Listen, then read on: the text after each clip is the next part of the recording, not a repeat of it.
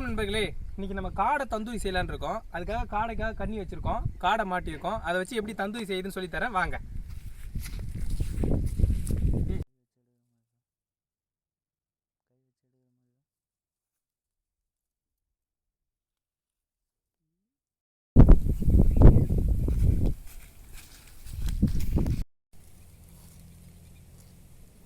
இந்த மாதிரி குட்டி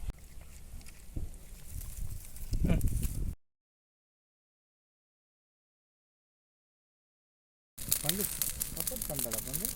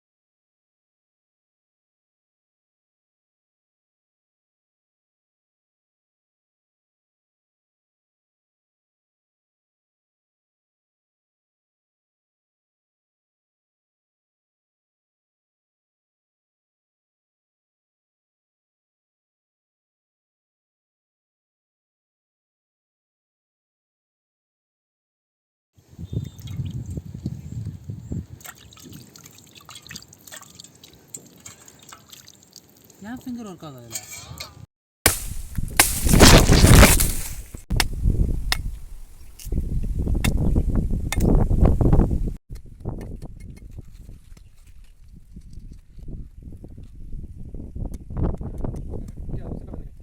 தேவையான பொருட்கள் பார்த்தீங்கன்னா தயிர் ஆட் பண்ணணும்.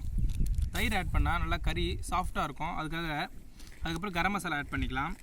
அதுக்கப்புறம் இஞ்சி பூண்டு பேஸ்ட்டாக ஆட் பண்ணிக்கலாம். காஷ்மீர் சில்லி பவுடர், நம்ம நார்மலை விட காஷ்மீரில் கலர் ஒரு வித்தியாசமாக இருக்கும், அது பார்க்கறதுக்கு நல்லா சாப்பிட்றதுக்கு நல்லாயிருக்கும். அதனால் இதை ஆட் பண்ணிக்கலாம். அப்புறம் 65 மசாலா இருந்தால் அதையும் ஆட் பண்ணிக்கோங்க. லாஸ்ட்டாக நீங்கள் பார்த்தீங்கன்னா பெப்பரும் ஆட் பண்ணிக்கங்க. காரத்துக்கும் பெப்பரோட காரத்துக்கும் நிறைய வித்தியாசம் இருக்கும், அதனால் பெப்பரையும் ஆட் பண்ணிக்கோங்க. வாங்க இப்போ செய்யலாம்.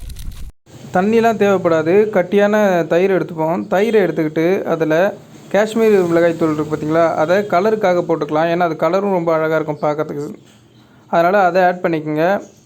அதுக்கப்புறமா இது காரத்துக்கு தேவையான அளவு, ரொம்பலாம் காரம் இருக்காது, கம்மியாக தான் இருக்கும். அடுத்ததாக நம்ம இஞ்சி பூண்டு பேஸ்ட்டு ஆட் பண்ணிப்போம், ஒரு ஸ்பூன் வச்சுக்கலாம். அப்புறம் கொஞ்சம் பெப்பர் போட்டுப்போம்.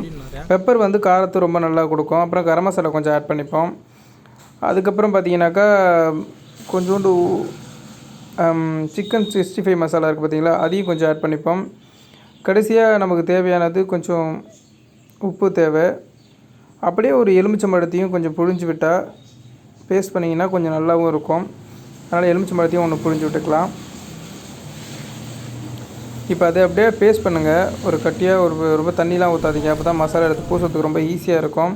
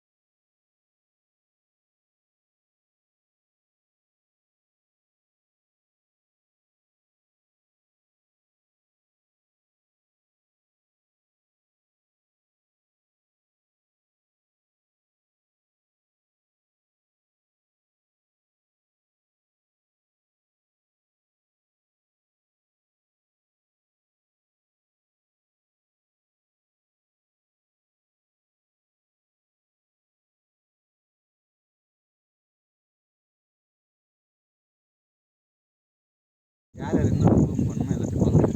இல்லை இல்லை பண்ணலாம் தாராளமாக. ஓகே, சமையல் சேனலில்